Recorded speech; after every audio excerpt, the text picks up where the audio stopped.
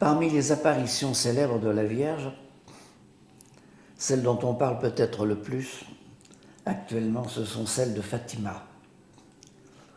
Et alors là, on a toute une littérature qui ne cesse de s'enrichir de nouvelles études pour essayer de prouver qu'à Fatima, ce n'est pas la Vierge qui est apparue, mais qu'il s'agit de manifestations d'extraterrestres.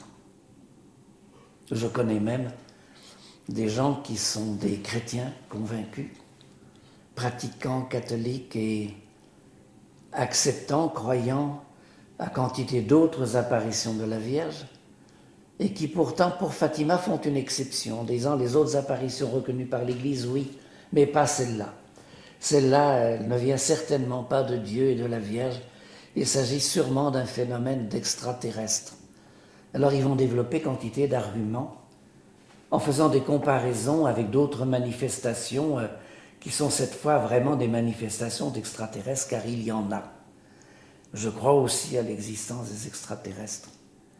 J'ai rencontré moi-même non seulement des gens qui en avaient vu des ovnis, mais des gens qui avaient été enlevés par des extraterrestres.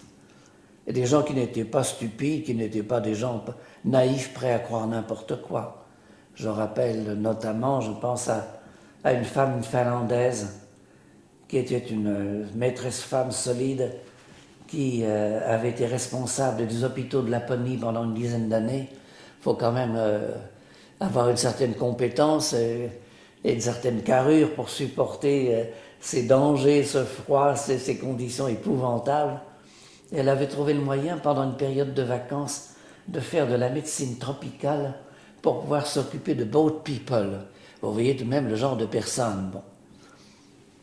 Or, elle a eu des contacts directs avec les extraterrestres qu'elle m'a raconté. J'ai eu tout ça aussi en enregistrement, etc., des phénomènes fantastiques. Donc, je suis ouvert à ces possibilités. Je crois d'ailleurs volontiers que le phénomène des apparitions est très vaste et qu'il peut y avoir des apparitions dans d'autres religions que le christianisme. Très volontiers, je le crois facilement. Il y a tout un courant que je connais aussi, de gens que j'ai rencontrés, et qui vont même aller très loin dans ce sens-là, en disant, mais toutes les apparitions religieuses, tous les phénomènes de contact avec les morts, tous les phénomènes paranormaux, finalement, ne sont que des manifestations d'extraterrestres. Comment démontrer le contraire? Ben, il n'y a pas moyen. Si on y tient, on peut toujours le croire. On n'est pas dans le domaine des démonstrations absolues. Comment reconnaître qu'une apparition vient vraiment de la Vierge, même quand l'Église finit par l'authentifier? En réalité, elle n'en a pas de preuves absolues, ce n'est pas des preuves scientifiques qui garantissent que c'est vraiment la Sainte Vierge qui est derrière. Simplement, on a un tas de bonnes raisons de le penser, d'accord, mais ce n'est pas une preuve scientifique absolue. Et alors certains pensent que, en réalité, nous sommes manipulés par des forces de l'au-delà, et quelquefois ça va très loin. Je pense par exemple à Caicedo, un ancien jésuite espagnol, qui a travaillé d'abord généreusement en Amérique latine en s'occupant des plus pauvres, et puis qui notamment à Porto Rico a été en but à des phénomènes d'ovnis et d'extraterrestres, qui du coup s'y est intéressé, qui finit par avoir été totalement happé par le phénomène, et alors il en est arrivé à cette conclusion qu'en réalité, il y a des forces obscures de l'au-delà, et qui n'arrivent à subsister que grâce à nos émotions, qui puisent leur énergie vitale dans nos émotions. Et pour ça, il faut que nos émotions soient particulièrement fortes. Et alors les plus fortes, ça peut être le désir sexuel, mais ça peut être également la peur, l'angoisse, ça peut être la haine, ça peut être le plaisir de faire le mal.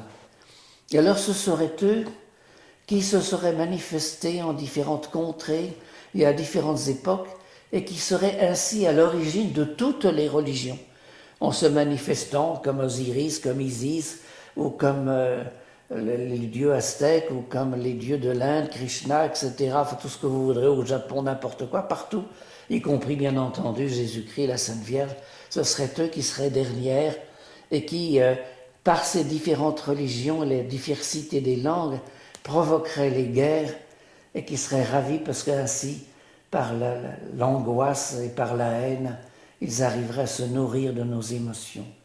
Un grand ufologue les a en grande partie rejoints, Jacques Vallée, avec des nuances, mais c'est pas tellement loin de cette façon de penser.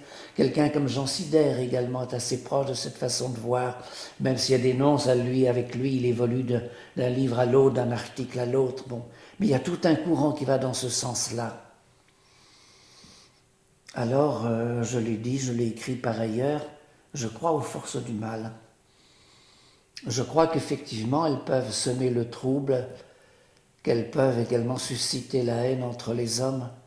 Je l'ai dit, je l'ai écrit, je le crois vraiment. J'admets volontiers qu'elles aient pu jouer un rôle dans certaines manifestations. Je crois aux manifestations démoniaques, mais les manifestations peuvent être terrifiantes et ne pas venir des démons, mais venir d'extraterrestres, pourquoi pas.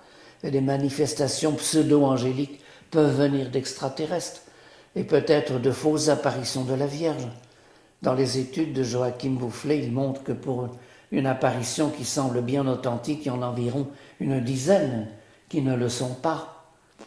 On sait très bien qu'avant les apparitions de la Vierge à Bernadette à Lourdes, il y a eu environ 7 ou 8 jeunes filles dans la région, quelques années avant, qui ont cru avoir des apparitions de la Vierge. Peut-être certaines étaient elles-mêmes vraiment des apparitions de la Vierge. Simplement, il n'y a pas eu de suite, il n'y a pas eu de développement. Et puis peut-être certaines venaient-elles des extraterrestres, pourquoi pas, pour semer le désordre, semer le trouble. Je ne peux pas l'exclure.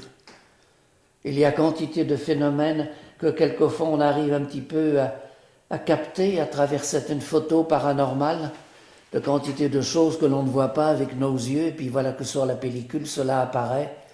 Il se passe quantité de phénomènes de vibrations à travers le monde que nous ne percevons pas habituellement et qui peuvent agir. Je crois aussi que, pour une bonne part, ceux qui veulent interpréter Fatima par des manifestations d'extraterrestres ont une bonne connaissance des phénomènes d'OVNI, mais n'ont pas une bonne connaissance des phénomènes des apparitions et des vies de saints. C'est bien que dans un certain nombre de cas, ils croient trouver dans le récit de Fatima des choses qui leur paraissent caractéristiques des manifestations d'OVNI, alors qu'on les retrouve dans quantité de vies de saints et dans des circonstances où normalement ça ne semble pas pouvoir venir d'extraterrestres, ou alors des extraterrestres qui seraient bien pieux. À la limite, si vous voulez, comme je vous le disais tout à l'heure, il n'y a pas de démonstration scientifique possible, rigoureuse, que l'on ait affaire à des apparitions de la Vierge et non d'extraterrestres, ni l'inverse. Et parmi les gens que j'ai connus qui ont été enlevés par des extraterrestres, j'en connais même cette femme médecin dont je vous parlais tout à l'heure, qui va finir par découvrir qu'elle est elle-même une extraterrestre venue sur Terre. Mais elle est venue dans ce monde de son papa et de sa maman par les voies très humaines les plus ordinaires que l'on connaisse et qui relèvent plutôt de la gynécologie et de l'obstétrique. Et pendant longtemps, elle a vécu sur cette terre sans se douter qu'elle était une extraterrestre. Puis elle finit par le découvrir. Et à la limite, moi je n'ai aucun moyen de vous prouver que je ne suis pas un extraterrestre. Non seulement aucun moyen de vous le prouver, même mon moyen de m'en convaincre. Peut-être suis-je un extraterrestre sans le savoir.